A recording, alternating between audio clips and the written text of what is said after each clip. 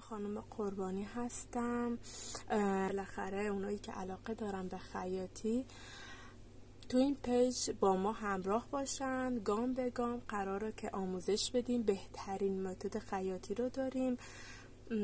قراره با ما خیلی چیزا رو یاد بگیرید. خیلی چیزایی که الان ترند شدن تو بازار رو قراره با ما یاد بگیرید، ولی همراه با ما باشید. خب عزیزای دلم، امروز مهمترین چیز داخل خیاطی رو میخوام بهتون آموزش بدم. اندازه گیری هستش. یکی از اساسی اصول مهم خیاطی اندازه گیری هستش. یعنی اگه اندازه گیریتون دقیق نباشه کلن اون الگوتون به درد نمیخوره و پرتش کنید دور. گیریتون رو حتما چکم با همراه با ما باشید. امیدوارم که کارگاه خودتون رو بزنید با ما. قبل از شروع توضیحاتمون لایک و فالو یادتون نره، ما رو حمایت کنید. خب حالا شروع میکنیم. اولین چیز توی خیاطی که خیلی مهمه اندازه‌گیری دقیقتون هستش. شما باید یه اندازه‌گیری کاملا دقیق داشته باشید. حالا تو جلسه‌های بعد بهتون توضیح میدم. به صورت تئوری بهتون میگم که متر خیاطی رو باید چطوری تو دستتون بگیرید. حالا روز اول که هست نمیخوام چیزای دیگر رو بازگو کنم، اشتباه کنید. خب یه دفتر خیاطی تهیه میکنید عزیزای دلم.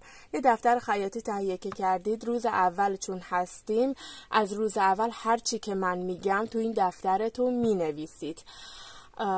امیدوارم که با من بهترینا رو تجربه کنید. خب اولین چیز داخل خیاطی، اولین اندازه گیری دور سینه. دومین اندازه گیری دور کمر. سومین دور باسن. خب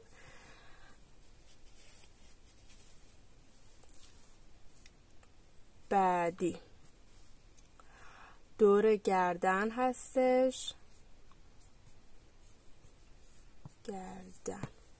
خب حالا قد بالاتنه پشت و جلو اکثرا 40 هستش. یعنی این رقم ثابته دوستان عزیزم، این رقم ثابت هستش برای همه 40. حالا یا 39 هم میتونید بزنید، ولی خب 40 دیگه اصولیشه. اوکی، بعدی دور گردن نوشتم. دور بازو گزینه 7. کارور پشت،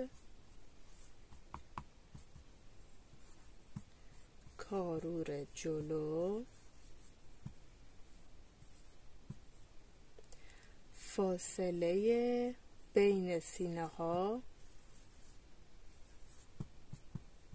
2 سینه. دومی قد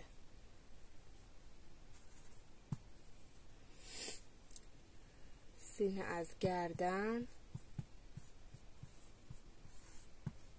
خب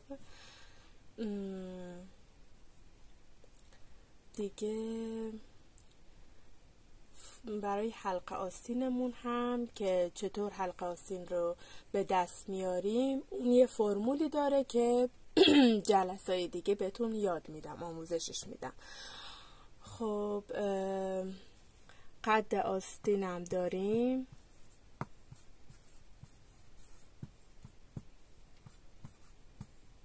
دور مچ 12 تا اندازه گیری هستش. ببینم دیگه چیزی جای نذاشتم. قد باسنم هست که اکثرا 20 هستش. اینجا جا نداره، کجا بنویسم؟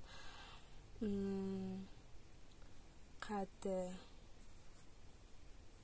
میبینید قد باسن که اون هم رقم ثابتی داره، اکثرا 20 هستش عزیزان.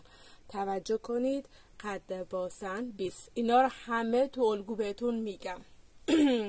جلسه بعدی انشالله اینا رو به صورت تئوری اندازه گیریاشون رو یادتون میدم. دور سینه، دور کمر، دور باسن، اینا رو همه بهتون یاد میدم به صورت تئوری، یعنی متر رو چجور باید بگیرید برای اندازه گیری دقیق. اوکی، ببینم چیزی جا نذاشتم. دور بازو رو نوشتم. بله. خب اگه سوالی چیزی داری تو کامنت ها منتظرتون هستم. امیدوارم روز خوبی داشته باشید.